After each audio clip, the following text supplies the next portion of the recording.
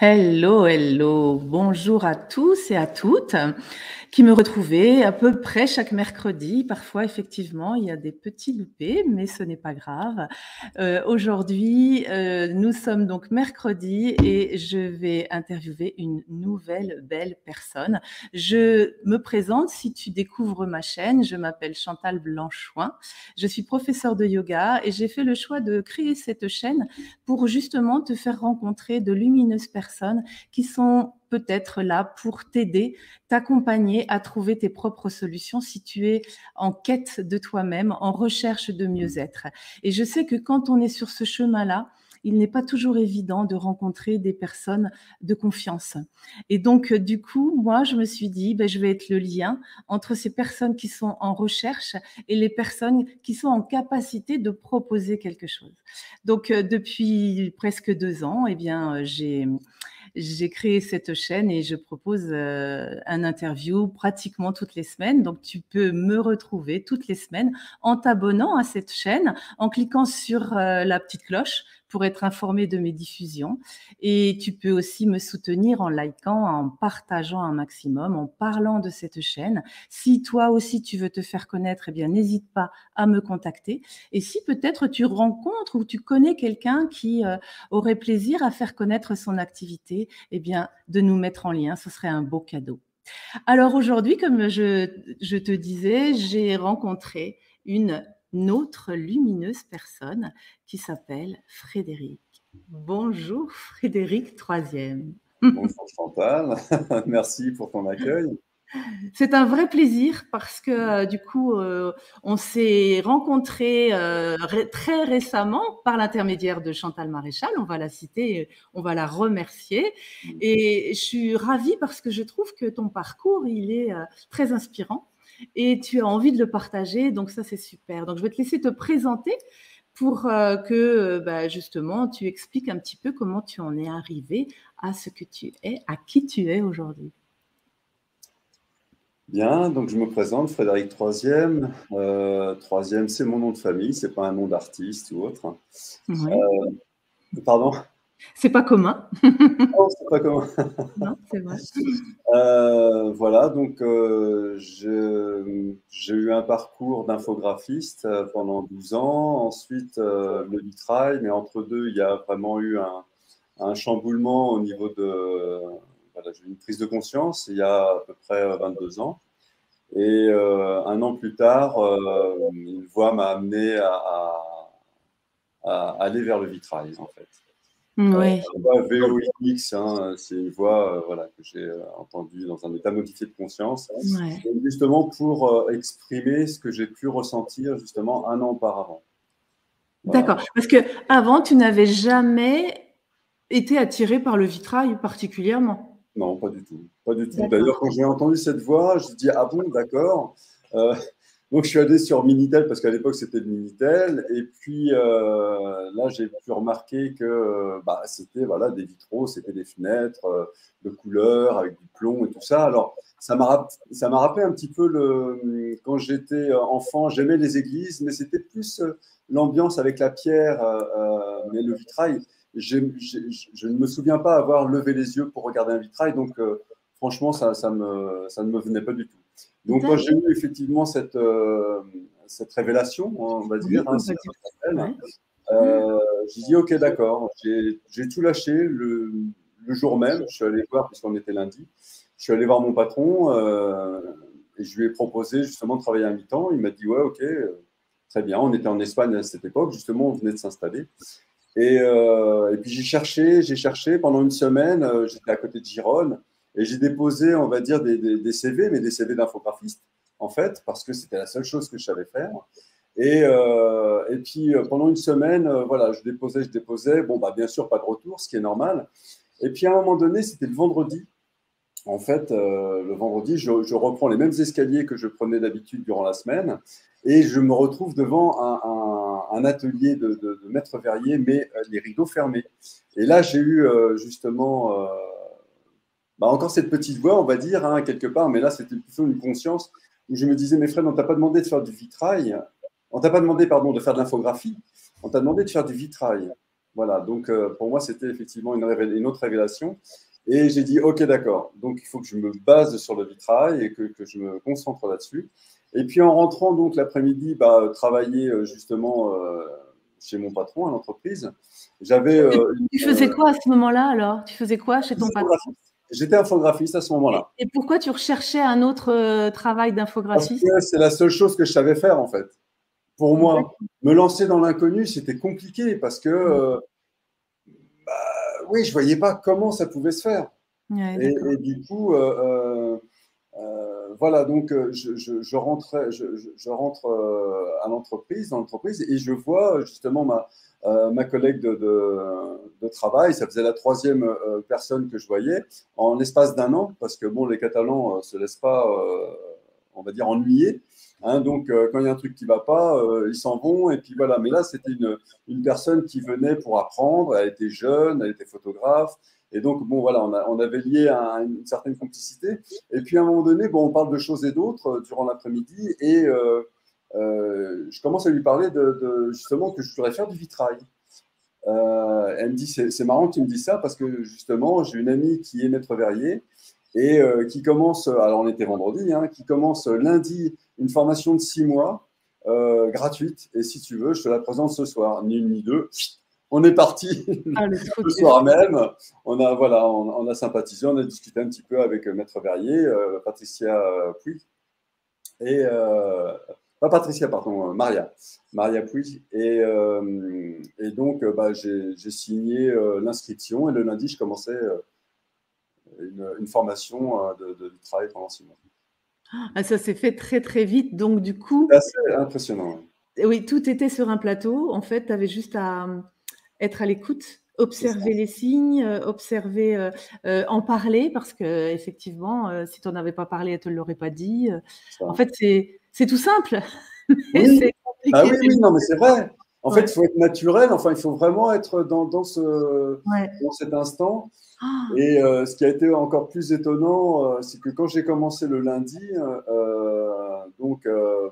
Maria, le maître verrier, nous a montré comment elle procédait. Hein, elle nous a montré vraiment succinctement comment les étapes du vitrail. Et puis après, elle nous a dit, bon, bah voilà, maintenant vous prenez les outils, le verre, vous avez ce qu'il faut, allez-y, amusez-vous. Et puis quand j'ai commencé à prendre les outils et à travailler, mais vraiment, bon, avec beaucoup J'étais très maladroit, bien sûr, hein, c'est normal, c'était la première fois. Mais j'avais l'impression d'avoir toujours fait ça, quoi. Ça, c'était assez Ah, impressionnant. Donc, et c'est là que je me suis dit, je serai un jour maître verrier. Voilà, donc du coup, l'infographie, on va dire, s'est arrêtée, on va dire, au bout de 4 mois. J'ai continué pendant 2 mois la formation de vitrail. Et puis après, bon, bah voilà, la vie a fait que j'ai travaillé, je suis revenu en France, j'ai travaillé à Chartres chez un maître verrier. Avant, j'ai fait une formation Greta, où là, justement, j'ai aussi un peintre verrier qui m'a, on va dire, qui m'a dit que j'avais quelque chose au niveau de la peinture, au niveau voilà, sur le verre, alors que j'avais jamais peint sur du verre. Alors bon, je ne croyais pas parce que je tremblais comme voilà, mais c'est vrai que 6 ans après, on va dire, j'ai regardé le travail que j'avais fait auparavant et oui, avec un nouvel œil. Et là, je me suis dit ah ouais, effectivement, ouais, il y a quelque chose. Il y a, ouais, il y d'accord. a quelque chose. Donc voilà, il y a des choses comme ça, on ne prévoit pas. On est Et dans alors, un domaine, et après on se retrouve dans un autre. Et en même temps, c'est. aujourd'hui, Oui. aujourd'hui, excuse-moi, est-ce que tu saurais dire qu'est-ce qui t'a fait, qu'est-ce qui t'a guidé par, qu'est-ce que ça t'a apporté, qu'est-ce que ça a transformé dans ta vie et est-ce que c'était vraiment quelque chose qui te parle vraiment? Est-ce que tu serais passé à côté de quelque chose si tu n'avais pas entendu ça? Qu'est-ce qui s'est passé alors du coup? Alors, en fait, le vitrail est pour moi un moyen d'exprimer le divin, d'exprimer la lumière que j'ai ressentie justement il y a 22 ans. Il s'est passé quelque chose. Donc là, je te parle un an auparavant, avant de commencer la formation de vitrail. D'accord. C'est-à-dire qu'il Ok. s'est passé quelque chose qui est c'est indescriptible. C'est pour ça que le vitrail, pour moi, c'est la meilleure manière, on va dire, d'exprimer la lumière à travers la transparence du verre, en fait. Voilà. Et donc, bon, après, il y en a qui l'expriment autrement, par la musique, par d'autres Oui, arts. tout à Mais fait. voilà, le vitrail, pour moi, c'est vraiment en plus de ça, c'est un laboratoire alchimique. On ne peut pas dire que pendant une vingtaine d'années, il m'a apporté, matériellement parlant, pour me nourrir ou autre, voilà, quelque chose. Mais j'étais vraiment, durant 20 ans, dedans, quoi. Pour moi, j'exprimais le divin. Il y a pas de,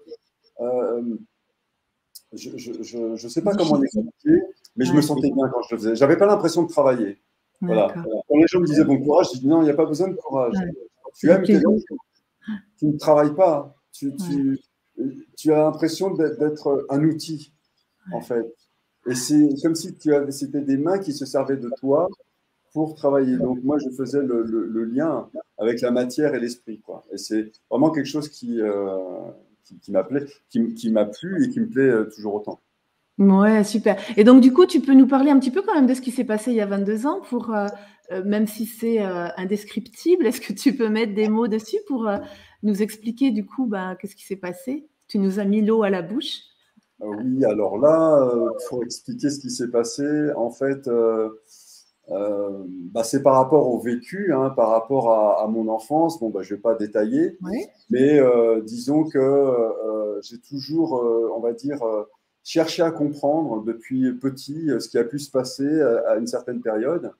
Et puis, il y a des moments donnés où je me retrouvais face à quelque chose, face à moi-même, hein, on va dire, à prendre des décisions, à être vraiment dans le... Et c'était vraiment très compliqué. J'avais besoin, justement, à cette époque, de mon père, en fait, qui a lui-même, justement, avait disparu à cette époque. C'était justement pour ça que j'essayais de comprendre quelque chose, sa disparition. Euh, et donc, voilà, c'est au moment où j'avais besoin de lui, j'ai dû prendre des décisions seul. Et en fait, je me suis rendu compte après tout ça qu'il a toujours été là. Euh, et il m'a fallu un moment de reclusion, d'introspection pour justement comprendre à un moment donné que c'était son choix.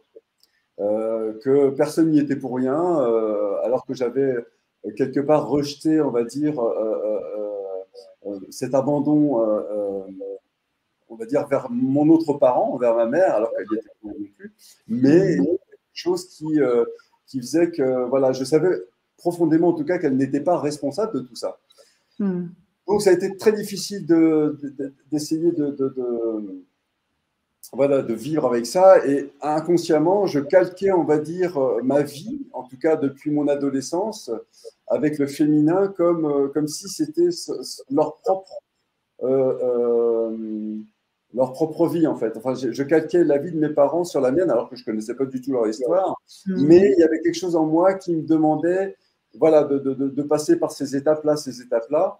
Et à un moment donné, ce qui s'est passé durant cette introspection, c'est que euh, euh, j'ai compris quelque chose, j'ai compris que c'était effectivement un choix qui a été fait et qu'à partir de là, il y a eu comme un lâcher-prise, il y a eu comme un pardon qui avait été déjà un pardon vers moi-même, d'avoir souffert autant, et Mmh. aussi m'être pardonné, d'avoir pu rendre responsable les autres, Mmh. et en même temps bah, pardonner mon père, parce que bon, bah, Mmh. il a fait ce qu'il avait à faire, et son choix n'était pas le mien. Et voilà, et il y a eu tout une amalgame, vraiment, il y a eu un chamboulement à l'intérieur de mon corps, il y a eu quelque chose, et tout à coup, il y a eu comme une... je sais pas l'expliquer. Le mot qui me vient, alors je ne sais pas, comme une fulgurance, quelque chose qui est venu, qui t'a Ah bah, éclairé? oui, j'ai été foudroyé, on va dire, par Ouais, quelque chose. J'ai ressenti une lumière à l'intérieur de moi, ouais. au niveau du cœur, mais un magma, un soleil en fait, mais brûlant et avec énormément d'amour. Et en Ah. fait, j'étais vraiment dans une autre. Je me sentais en même temps,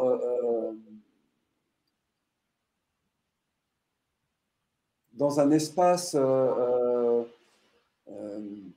d'une autre dimension, et je savais que j'étais sur Terre, en fait. Et vraiment, c'était vraiment très… alors, avec voilà, un amour infini pour le monde qui m'entourait, quoi. Ouais, Voilà. tu étais là et pas là. J'ai essayé d'écrire un petit peu ce que j'ai pu ressentir. Oui. Et n'étant pas écrivain, je me suis dit, bon, bah, laisse tomber, Fred, ça sert à rien, on verra ça plus tard. Et voilà. Et entre-temps, alors j'étais à Béziers à l'époque, et entre-temps, j'ai mon patron 2 mois après qui me propose de partir en Espagne, voilà, de le suivre. Hein. Comme je n'avais pas d'attache à Béziers, je suis parti. Et le temps d'apprendre la langue sur le tas, en fait, hein, parce que je ne connaissais pas l'espagnol. Et au bout d'un an, bah, un matin, dans un état modifié de conscience, il y a une voix qui m'a dit « Vitrail ». Et là, je dis, qu'est-ce qui se passe? Et voilà, je me suis dit « Ah ok, d'accord, bon, bah, j'y vais ». Et franchement, je ne savais pas du tout vers quoi j'allais, mais aujourd'hui encore, je me dis que oui, c'est comme si on avait répondu à mon appel, comme si on m'avait dit, voilà, tu as ressenti quelque chose, voilà l'outil, en plus de ça, que tu connais déjà, pour pouvoir l'exprimer. Ouais. Faisant quelque chose. C'était vraiment voilà, quelque chose qui était… Et donc, du coup, aujourd'hui, tu es thérapeute alchimiste. Oui. Alors, pourquoi alchimiste? Voilà, pourquoi alchimiste? Alors, je ne suis pas un alchimiste opératif, comme par exemple, on pourrait connaître d'ailleurs très connu Patrick Burechenas. Mais c'est d'ailleurs grâce à Patrick, on va dire, qu'il y a 5 ans, en fait, pour moi, l'alchimie, c'était…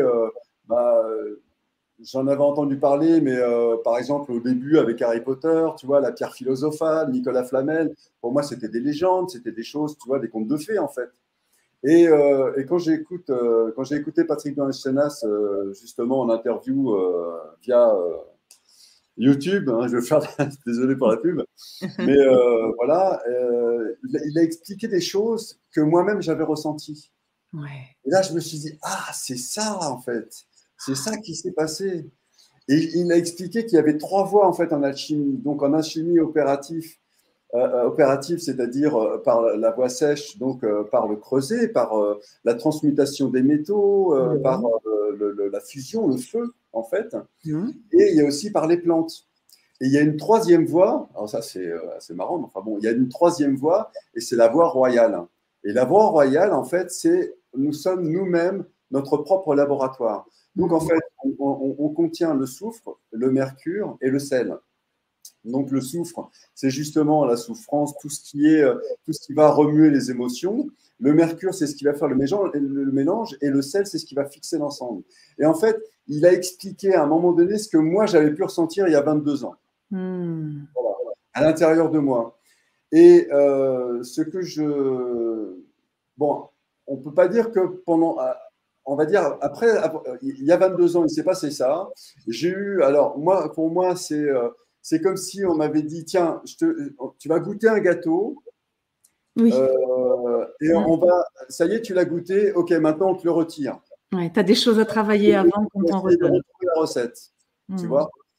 Et là, j'ai dit, ah, OK. Alors, bon, il m'a fallu 10 ans quand même, hein, pour retomber, redescendre. Déjà, bon, au boulot, au début, mon patron qui me disait, bon, Fred, il va falloir que tu redescendes parce que là, on a l'impression… J'ai même un collègue qui me dit, ah oui, on a vraiment l'impression que tu es hors sol, quoi.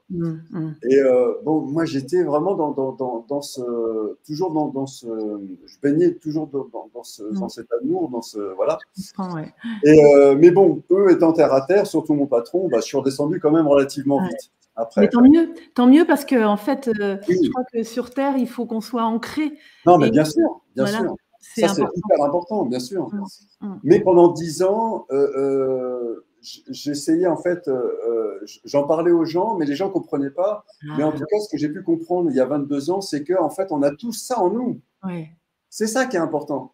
C'est de savoir qu'on a tous ça en nous et qu'il y a toujours la possibilité, si on le veut vraiment, c'est d'aller le chercher, quoi. Et bon, il faut y aller, quoi. Et alors moi, comme j'ai aussi une partenaire idéale, c'est mon âme, qui me dit, tu vas vivre ça, enfin, elle ne me le dit pas, hein, elle me le fait vivre, et puis je suis dedans. Et puis voilà. Et puis, alors ça brasse.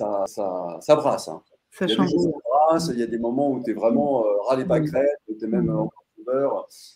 Mm. Et après, en même temps, c'est aussi pour aller chercher. Alors, comme je suis quelqu'un qui a besoin de comprendre les choses. D'ailleurs, si j'ai vécu ça il y a 22 ans, c'est parce que j'avais besoin de comprendre. Oui, tout à fait. Tu es dans la quête. Et à un moment donné, voilà, j'étais en pleine quête, mais que je ne savais pas, j'étais inconscient, mais j'étais en pleine quête. Mm.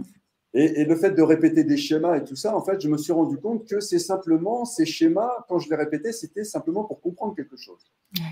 Et je l'ai su que plus tard. Ouais. Mais en fait, tous les schémas qu'on répète, que ce soit dans n'importe quoi, ça peut être des fois des trucs qui sont assez pesants, c'est pour comprendre, en fait, notre parent. Tu vois, parce que c'est eux qui nous mettent au monde. Enfin, voilà. Pour moi, c'est nos parents, c'est on est fait de matière et c'est mes parents biologiques. Je les ai aimés, je les aime toujours. Mais pour moi, c'est des parents biologiques qui nous ont aidés à venir dans la matière.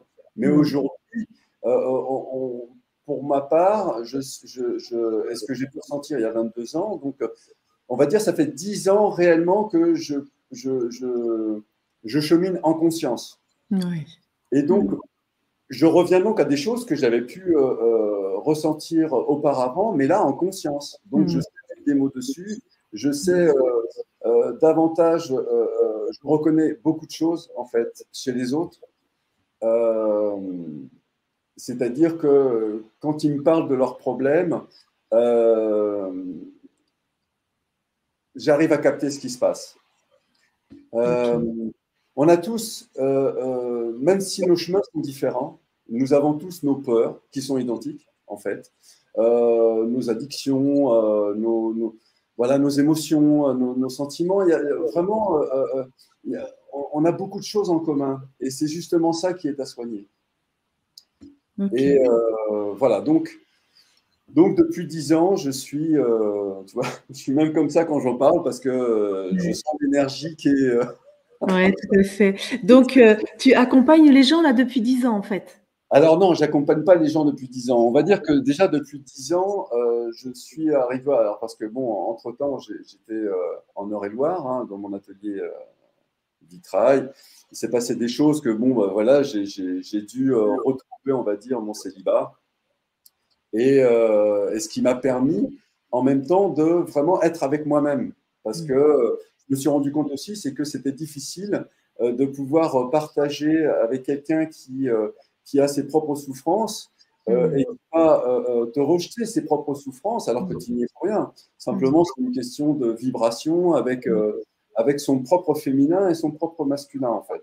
Donc, moi, ce que j'ai pu comprendre, c'est que, et d'ailleurs, ce qui s'est passé il y a 22 ans, c'était une union, en fait, ce qui s'est passé, cette verticalité, cette lumière que j'ai ressentie au fond de moi, c'est assez étonnant, mais c'est comme l'union, c'est pas comme, c'est l'union, en fait, de ma polarité féminine et ma polarité masculine.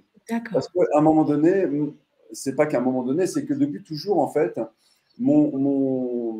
l'une d'elles, c'est-à-dire mon masculin, ne voulait pas entendre le féminin, ne voulait pas le rendait coupable, et pourtant il l'aimait.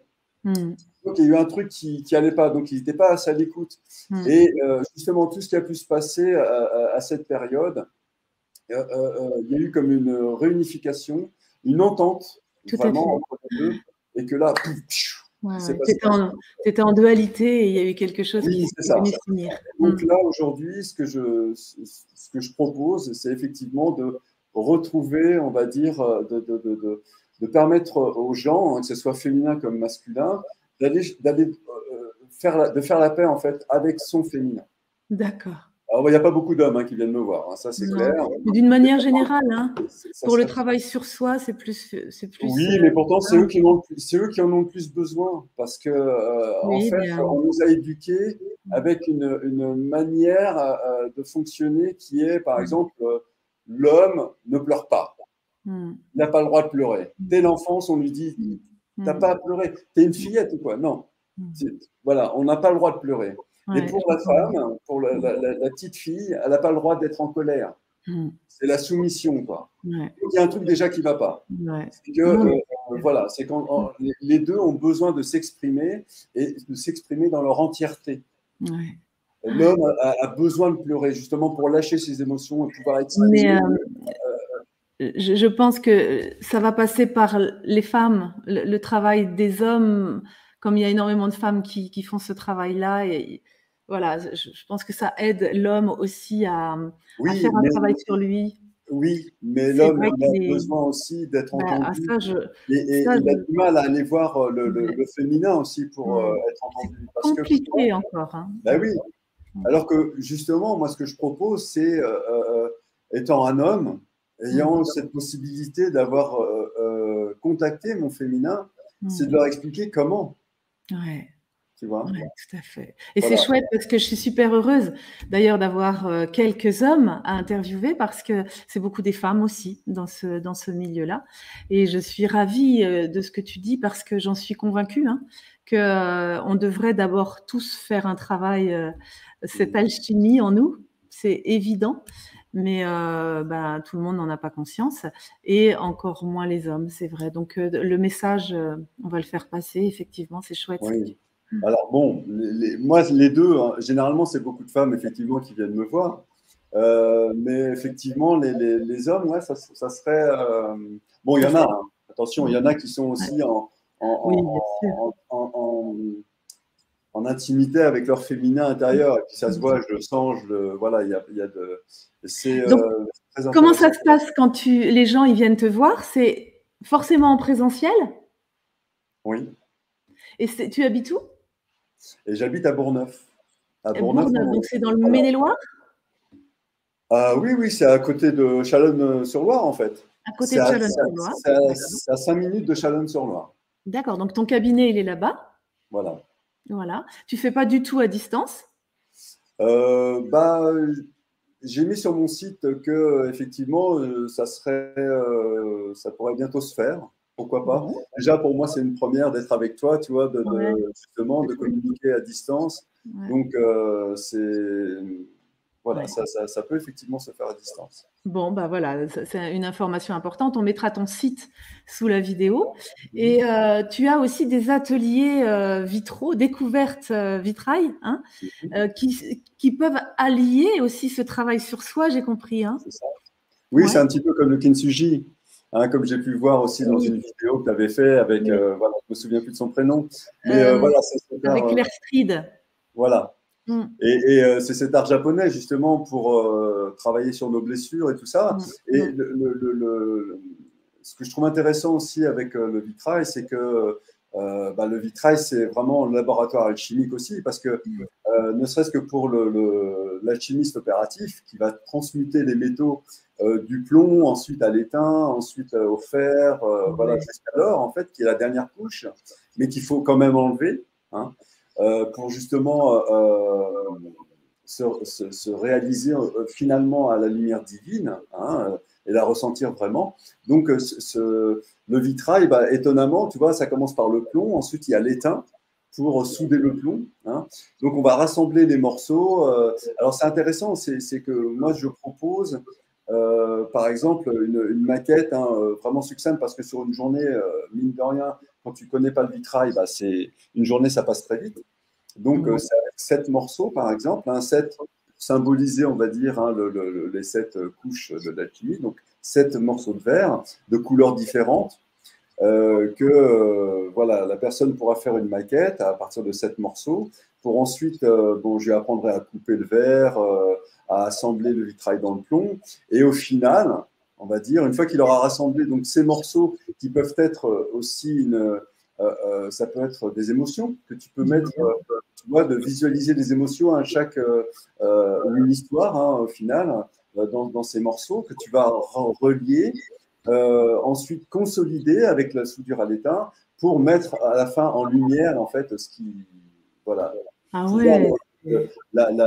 on va dire, bénir, on va dire, ce passage de ton existence qui avait besoin de lumière et que là, tu vas pouvoir t'en défaire grâce à ça. Ouais. Bon, Donc c'est vite c'est fait, ça, mais c'est un beau chemin. En fait, les gens, ils peuvent venir faire des séances avec toi et tu leur proposes éventuellement une journée atelier qui serait, qui est accompagnement par des exemple, enfants en même temps que cet apprentissage.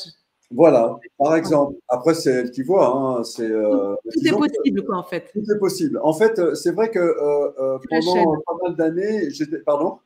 Je dis c'est la chaîne où tout est possible. Voilà, carrément. Tu vois, c'est effectivement pendant toutes ces années, en fait, bon, je faisais je suis énergéticien, donc je soignais des personnes, généralement les amis, parce que bon, je faisais ça gratuitement et tout ça, et puis c'était, en même temps, j'y croyais pas trop, tu vois.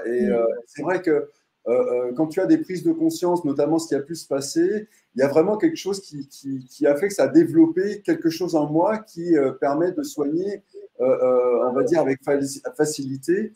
Et en même temps, voilà, je n'osais pas mettre ça en exergue parce que j'avais le vitrail, tu vois. Ouais. Je me suis dit, oh, les gens, ils vont se dire, ouais, attends, il fait de l'énergétique, voilà, il est infographiste, il fait du vitrail, enfin bon, un peu de n'importe quoi, tu vois, c'est multipasse.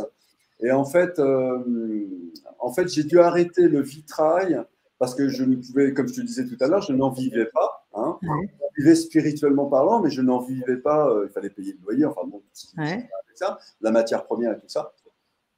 Et bon, j'ai été soutenu quand même hein, pendant quelques années, hein, voilà, soutenu financièrement. Mais sinon, par moi-même, je ne pouvais pas. Et je me suis dit, Fred, ce qui t'est demandé, c'est maintenant, c'est de lâcher la matière, lâcher le vitrail, arrête de te maintenir à ça. D'accord. Effectivement, c'est mon ego, quelque part, qui cherchait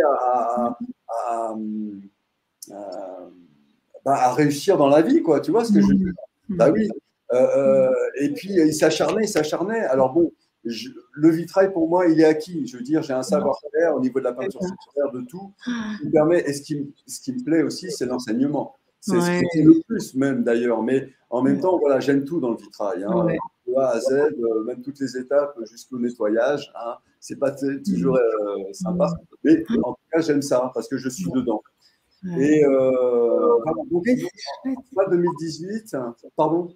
Je dis c'est chouette parce qu'en fait, tu as su allier tout ça.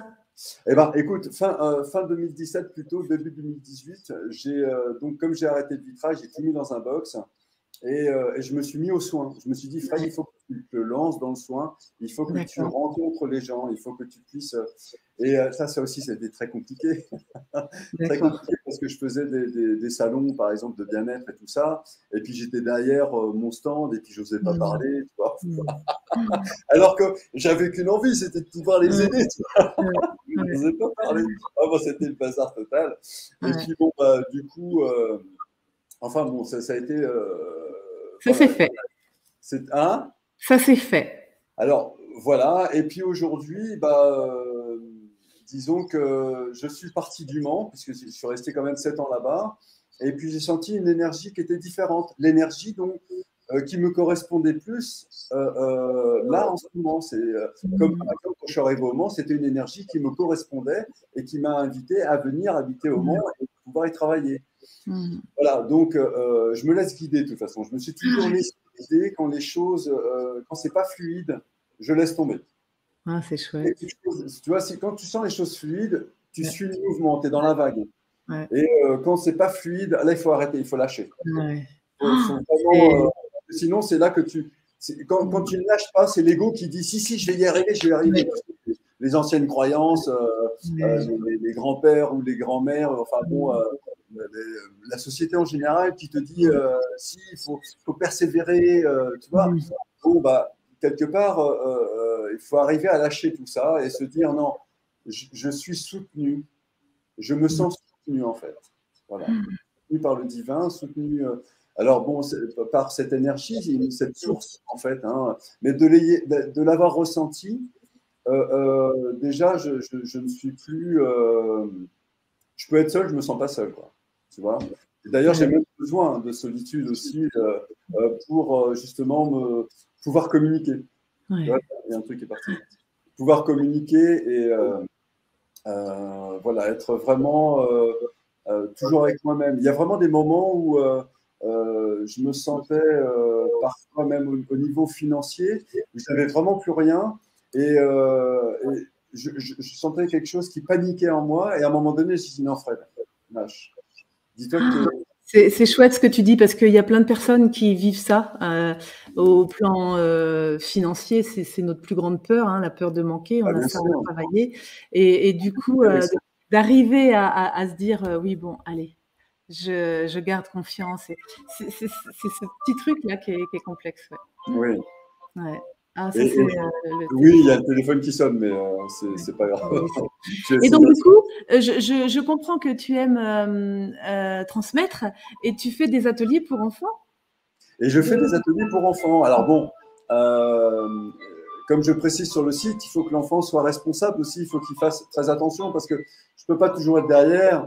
Voilà, donc ça demande effectivement à partir de 13 ans. D'accord. Voilà, ça demande quand même de la rigueur, hein, un minimum de rigueur, parce que bon, le verre, ça coupe quand même. Tu ne peux pas faire ça n'importe comment. Et puis, voilà, il y a aussi une certaine écoute. Moi, je veux bien enseigner, mais il faut que l'enfant il soit attentif. S'il ne l'est pas, bon, ça va coûter cher. Bien sûr. Non, mais bien sûr. De toute façon, c'est pas... Je veux dire, c'est pas anodin. On vient pas à un atelier comme ça. C'est ça. Parce qu'on voit de la lumière. Hein. Il y a quelque chose qui attire, qui voilà. intéresse. Jusqu'à maintenant, j'ai toujours eu des enfants vraiment super. Ouais, vraiment qui étaient manuels déjà, donc ils aiment bien, tu vois, travailler voilà, travailler le verre. Alors ça a été sur une semaine ou sur une journée, mais c'était vraiment très agréable de pouvoir, oui, enseigner. Donc, en fait, ce que j'entends, moi, là, Frédéric, tu as réussi à lier tout ça, là, actuellement. Et donc, du coup, tu es complètement... moi, je te sens épanouie dans ça, accomplie, parce que tu as su, justement, allier tout ce qui te fait plaisir, tout ce qui te fait vibrer. Tu vois, il y a quelque chose qui émane de toi comme ça. Et c'est chouette. Ouais. Alors, en même temps, si rien ne se présente, ça fait partie aussi du jeu. Ouais. Tu vois ? Parce que là, bon, on ne peut pas dire que ça fait 1 an et demi que je suis là.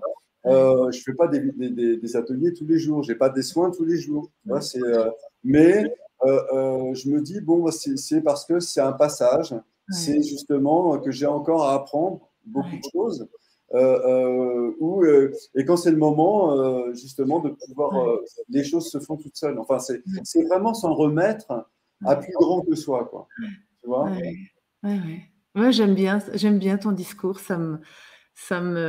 C'est doux à entendre parce que c'est vraiment ça que j'expérimente et que j'ai envie de transmettre. Donc, quand les personnes, elles ont le même discours, le même langage, ça me porte et ça me fait du bien parce que je me dis, je suis pas toute seule à vivre ça et ça confirme et ça vient semer d'autres petites graines autrement avec d'autres mots et c'est chouette. Donc, merci Frédéric. Est-ce que tu as autre chose à rajouter ? Prenez soin de vous. Prenez soin de vous et voilà. Ouais. Écoutez. Que la vie vous guide. Ouais, laissez-vous guider. C'est vraiment… bien sûr que ça fait peur. Mais lâcher prise, c'est très important. Vraiment, écouter son cœur plutôt que d'écouter le mental. Parce que le cœur a beaucoup plus de choses à dire, en fait. Le mental, c'est beaucoup de fioritures, c'est beaucoup de choses, de feux d'artifice, des choses comme ça, des choses qu'on a envie de voir, mais dans le cœur, c'est tellement plus grand, c'est tellement plus vaste. Il y a il y a de l'amour. Ouais. Et c'est notre vérité, quoi, en fait. Parce que notre mental, il nous égare. Que le cœur, c'est ça. Est vraiment. C'est arriver à les lier tous les deux, en fait. C'est ça. Voilà. C'est ça. C'est l'inconscient et le conscient, c'est d'arriver à les unir. Parce que le mental, il est important. Tu vois, l'ego est important. Il nous a aidés quand on était petit à vivre dans ce monde matériel et difficile, tu vois. Enfin, mais une fois que tu as compris tout ça, c'est surtout le cœur qui, lui, en fait, le cœur, il est en connexion directe. Et laisse-toi guider par ton cœur. Écoute ton cœur et laisse-toi guider. Le mental, on va dire, te permet justement après de communiquer, de pouvoir matérialiser, on va dire, ce que le cœur te propose de faire. Voilà. Exactement, c'est tellement bien dit. Et du coup, l'idée, c'est d'apprendre à écouter son cœur, parce que des fois, on ne sait pas.